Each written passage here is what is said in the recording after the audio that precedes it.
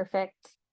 All right. Good morning, everybody. Welcome to another week of United Way for Southeastern Michigan's What's the Word Wednesdays, where we share important resources and talk about vibrant discussions that matter most to you. I apologize for our technical issues that we had this morning, but we are up and running and we're going to get going. So my name is Shayla Zimmerman, and today we are here to celebrate the work of our partner, the Black to the Land Coalition. As you've probably heard by now, United Way's third annual 21-Day Equity Challenge starts on May 19th. We couldn't be more excited and eager to embark on a 21 days of new equity-focused content with thousands of friends here in Metro Detroit and across the world. In coordination with this year's Equity Challenge, all of our What's the Word Wednesday town halls in May and June will feature topics, organizations, and speakers that relate directly to diversity, equity, inclusion, systemic racism, and so many other important topics highlighted through the Equity Challenge. We hope that you'll join along with us over the next few weeks as we take a deeper dive into some truly critical and timely topics. To kick things off, we'll be talking today about an important yet perhaps overlooked topic: equitable access to the outdoors. Black to the Land is an organization that describes its mission as building equity in outdoor leadership and reestablishing holistic relationships with the land that we stand on. I'm so interested in this topic and I can't wait to dive in. For a few reminders today, we will take questions from the audience. Please put your questions in the chat box on Zoom or in the comment section if you're watching on Facebook. Closed captions are enabled on Zoom and Facebook Live, so you can turn them on by clicking the Show Captions button at the bottom of your screen. We are honored today to be joined by Temfira Rushdan, co-chair of the Black to the Land Coalition. Temp describes herself as a student of nature and life. She focuses her life's work on solutions that are healthy for people and the planet. To this end, she is organized with various organizations in Detroit, guided by equity toward the liberation of historically oppressed peoples globally. She currently serves as the co-director of Keep Growing Detroit. She's the co-founder of the Detroit Black Farmer Land Fund, treasurer of the Detroit People's Food Co-op, co-founder and co-chair of Black to the Land Coalition, and owner of Detroit Mobile Kayak. She has also served as a board advisor to several other community projects. In addition to her work in the community, she is a proud mother of 4 children. Temfira, thank you so much for being here with us today. To get us started, feel free to share more about the mission and the work you do at Black to the Land Coalition. Thank you for being here. You're welcome. You're welcome. And we certainly have all had our share of technical difficulties as it relates to Zoom. So I know that's stressful. Black to the Land is an organization founded by volunteers. We have a board right now of 13 people. All of us are in the outdoor sector. So for me, I'm in the urban ag sector in my 9 to 5. We have folks who have worked for the National Wildlife Service, the YMCA, and different also local organizations that are working toward outdoor access. And so I think what we all found was that the organizations that we were a part of, although their mission may have been to work with Black and Brown communities, there was still a disconnect. And we really got together. We were all like separately doing these activities. So I was starting to do these camping activities, and other people were trying to figure out different ways to authentically reach our Black and Brown communities, right? And so within the nonprofit structure that we were in, that was mostly white led, right? And so we were all kind of doing these individual things. We got together and we said, I brought everybody to my dining room table, to be honest. I said, let's just meet and make sure we're all like knowing what each other's doing. We're all doing the right there. Yeah. And I said, let's have brunch and let's meet. We left that brunch and we all said, this is a thing. We all are equally excited about figuring out ways to authentically engage our community. We saw that as a deficit within the nonprofit sector. It was something that was passionate to all of us for a variety of reasons, and we can get into that a little bit more. But we left that meeting and said, this is definitely a thing. And we pursued nonprofit status. And this was 4 years ago, so right before COVID. Um, and we've been organizing together ever since, really as a volunteer board. Wow. So it sounds like you had a lot of strong leadership at the table at your dining room table, and that's really powerful. I love that Literally. story. Yeah. So what does it mean to have equity and outdoor access? And then how do you lead through that? So Yeah. what does Yeah. equity and outdoor access and leadership mean to you? Yeah. Great question. So there are a number of barriers that might not be obvious to everyone, right? Um, one barrier, obviously, we, Black folks in large part in the North have been relegated to urban areas pretty much, right? And that is just a part of the history of our land here and our, and so um, in these urban areas, we don't often get exposed to the outdoors in the same way. So I had the fortunate experience growing up of going camping every year. My grandmother found this small camp and she made me go, right? But my peers weren't necessarily getting that experience. And what that did for me every year, going out there, leaving the city, coming back to the city, it really helped me to. So I would leave the city, my hair is all crazy. I didn't care about, anything. I would get dirty, all the things that you do at camp, right? All of those great experiences that you have. Then I would come back on the bus, and this was an all white camp, I'll just say that. And so I was the only brown kid there. And I would come back to the city on a bus, and I just remember hitting the city line and then having to like put that guard back on, Shayla, that guard that you have to have in the city and in urban areas. You have to put up a posture that's a little tougher. The Right. things that you're looking at, in Detroit in the Mhm. 90s, you're looking at dilapidation happening in front of your eyes. Um, and so you have to put on a harder posture, basically. And so I very quickly saw like the difference between like what I call my city ego versus like, how I Yeah. was feeling, without having that on. Right. Yeah. And so um so we're talking about barriers. Sorry, I went on a tangent, but That's not a but tangent. Yeah. yeah, That's very real. I That's a just great yeah, point. Yeah. my experience. I just wanted everybody to feel that difference between what you are in the city Yeah. and what you. I mean, the '90s in Detroit was difficult. I don't know if you're from this area, but by the time I had left high school, I had lost 3 friends to gun violence. You know what I'm saying? I was difficult, and so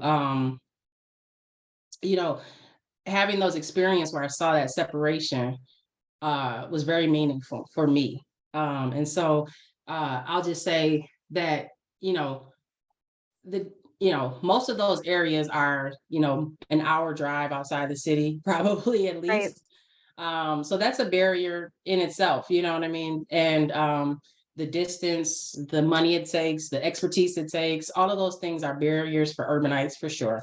Um, and then what we were finding within our organizations was that we had this uh and forgive me, and we're talking about equity, and I'm biracial, and race has always been at the forefront of my mind, right? And so just growing up, and so I'm very comfortable talking about race. So in this conversation we may delve into some things that are a little uncomfortable for people, but I just want to just hold space for that, with the understanding that in order to address these things we have to talk about it candidly, right? And so Absolutely. um So I'll just say that like within some of the nonprofits and that we were all a part of, that maintain white leadership even in Black spaces, right? So you have large organizations and small organizations that are in Detroit trying to do work in Detroit, but are mostly white led, right?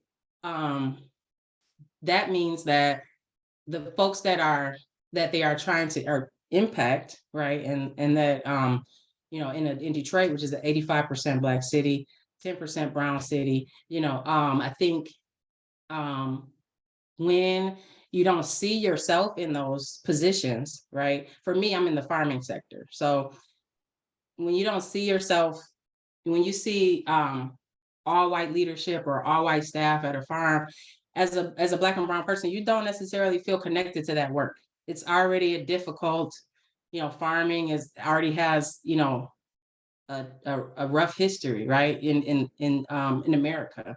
Right. It is the battlefield, you know what I mean? And so, as Um, Leah Penniman said, and so, you're taking an uncomfortable thing and then you're adding a layer of not seeing yourself there. So it further separates you. Absolutely. Yeah. Yeah. I think what you're saying, Temp, is like very real. And it is an equitable system, right? And it's built off of historical oppression. And so what I'm hearing from you is there might be some sort of connection. Well, there is some sort of connection between the access to outdoors and how that relates to access of land ownership. Could you, for Black and brown folks specifically, could you elaborate on that a little bit more?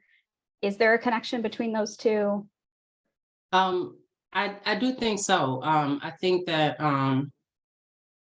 so part of the work, and this is actually a separate program that I mentioned to you guys that United Way is supporting, is the Detroit Black Farmer Land Fund. So, which is work that we are doing to provide capital and technical assistance to farmers in the city uh, to actually purchase the land that they're farming. So, just a little bit of context, Detroit is about a third vacant land, and many people just see a couple lots down the street and they just want to you know farm it without necessarily going through the process of owning it. But then, sometimes they're displaced by developers and things like that. Um, and so that project is really focusing on um, that actual ownership piece. And so, yeah, I think for Black and brown communities, understanding the pathway toward ownership, understanding the reconnecting with the value of the land, I think is really um, what it comes down to, reclaiming our humanity in the face of the things that we've experienced on this land. We is definitely a vital part of reconnecting with the land. So it all goes hand in hand for me in my mind, although it looks like projects that I'm working with.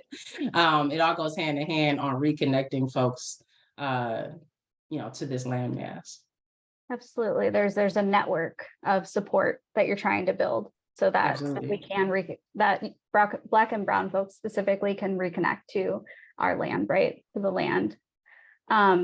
So I want to touch on health and outdoors a little bit too. So how does the work of your organization, Black to the Land Coalition, relate to increasing health and well-being? Okay, yes. So there's tons of statistics out there, right? And I don't necessarily want to talk statistics, but there's actual empirical data around the access to outdoors and mental health as well as physical health. We all know, but anecdotally, we all know the benefits of sunshine and fresh air and all of those things and how they impact our actual physical health, as well as just staying active, right? That all is a part of it. But the mental health piece, if you are a nature lover, and I think what I was experiencing as a child was the mental health piece, actually, as now I think about it. I'm just having that that iteration that there's something that happens in nature that that kind of alleviates stress off of your mind, you know? And I think that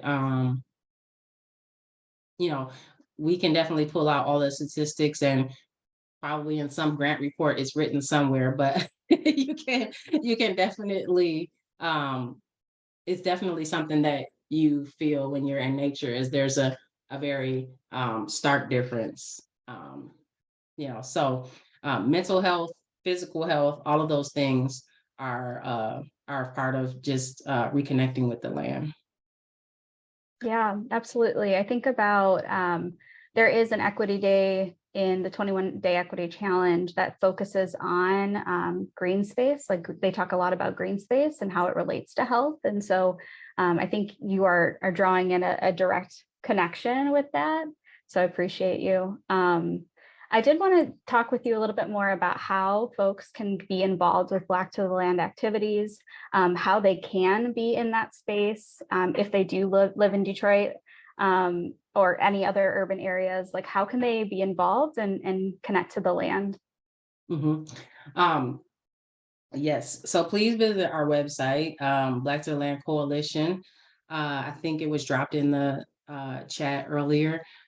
We have a slew of activities this weekend. We had a bonfire on Friday night where we did poetry and bonfire and just kind of relationship building. And then Sunday we were on the pier going fishing. So we have all kind of activities for all levels. We also have a very popular program called the Urban Forest School for the young children to do monthly hikes out in the woods, both locally, and we do try to get, um, we do that at local parks, particularly the Rouge and Palmer Park, but we also get a little bit out of the city as well.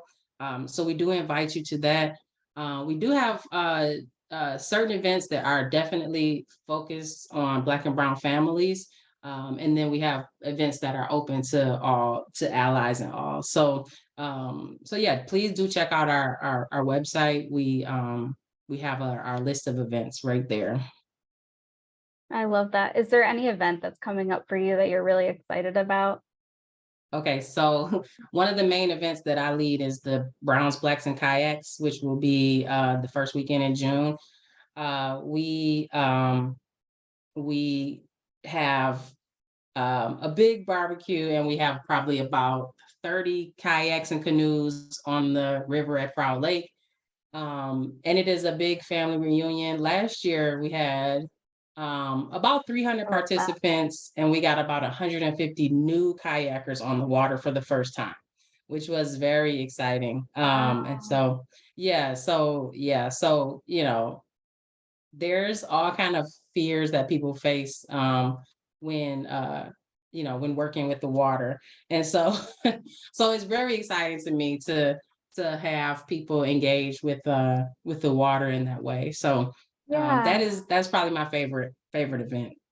That sounds incredible. Yeah, that sounds incredible. I am, since you mentioned, there are some fears that might be addressed by going to that event. What would you recommend, or what would you say to folks that maybe want to spend time outdoors but just haven't done that?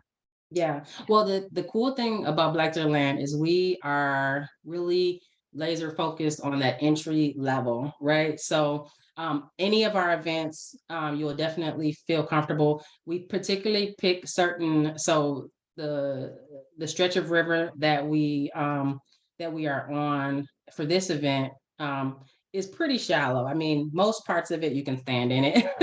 So we definitely selected that for a reason, so that if you do have a fear of water, here's a chance to test it out. And also you have leadership there that is going to show you, how to do your paddling. We're going to be out in the water with you. We're definitely going to have all of your, all of the equipment that you need there, similarly to the fishing event. So we have experts, the fishermen that know what they're doing, can help you with all of the gear that you need. We actually give out fishing poles a lot of the times, and help you, put the worm on the hook and all of that stuff. And so just know, whatever event you join us for, if you have a fear of the outdoors, or if you have a fear of bugs, or if you have a fear of water, all of those things that are very real for some folks, we do make the entry, easy and smooth for you. Yeah, that's great. And even if it's not a fear, it's more just like a newness to somebody. Yes, Someone hasn't had the opportunity to experience it. They exactly, want to, but yeah, it's like exactly, just a new experience, right? exactly.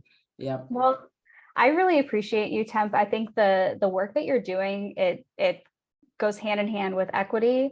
You're really pushing equity, and you're really pushing, the outdoor access. And I find that really powerful. Yeah, So thank you thank so you. much. Thanks for having me. Yeah, thank you. Was there anything else you wanted to share with the audience? I don't want to keep everyone for too long, but I know we started a little later, so I want to make sure. Any strong words you want to leave us with? No, I think, and thank you for that. I think that um, as we're facing and becoming an anti-racist society, right? As we're doing that and going through this process, um, I just think we need to be courageous in the steps that we take. A lot of people question, you know, question why, I have Black Farmer Land Fund, Black to the Land. Like, I'm very explicit about who I'm trying to work with and why, right? And I think that we need to be okay with that. I think that we need to challenge the notions in our head around, um, you know, uh, staying silent on certain things, right? If there's an issue, we need to talk about it. We need to address it, and we need to do that in love with each other, but also be courageous in addressing the equity uh, imbalance that we have. And so, I love that. Yeah, and I think um, that's amazing to name anti-racism as like the goal, right? And to say we're going to accomplish that through yeah, being open and loving one another. and Thank you very loving one another, and it's in multiple sectors. We're talking about outdoors here, but whatever sector you're in, you'll see that. You'll see it there, and let's be courageous in addressing it. So, much. Yeah. thank you so much for having me. Yeah, thank you so much. Thank you so much, Tempura. I think you are a powerful leader. Excited to see all the work you and Black to the Land are doing. Awesome. So I have a few updates for our audience before we sign off. Um, if you are ready to rise to the challenge and to start building an anti-racist society and thinking through more of the equity piece that Temfira really shared with us today, our United Way's third annual equity challenge begins on May 19th. It will include 21 days of engaging content, as well as opportunities to connect with your neighbors about equity issues that matter to you. The Equity Challenge is free, so sign up today at unitedwaysem.org/equity challenge. As a reminder for anyone in our community who may be experiencing a need, our 211 helpline remains available 24 hours a day, 7 days a week. This includes resources like food, utility assistance, and much more. We always have a maintaining list of available services in the community and can connect you to the support you need. You can also look up resources in your area by using our 211 resource database at unitedwaysem.org/211. And lastly, our Equity Challenge Town Hall series continues May 24th with a panel discussion with some of Southeastern Michigan's most prominent Jewish organizations. In honor of Jewish Heritage Month, we'll be discussing what does it mean to be a Jewish service agency. Be sure to tune in for that town hall and more coming up this and next month. To stay updated on upcoming town halls and watch replays, please visit unitedwaysem.org/virtual town halls. Thank you, everyone. We will see you soon. Stay safe and continue to live united.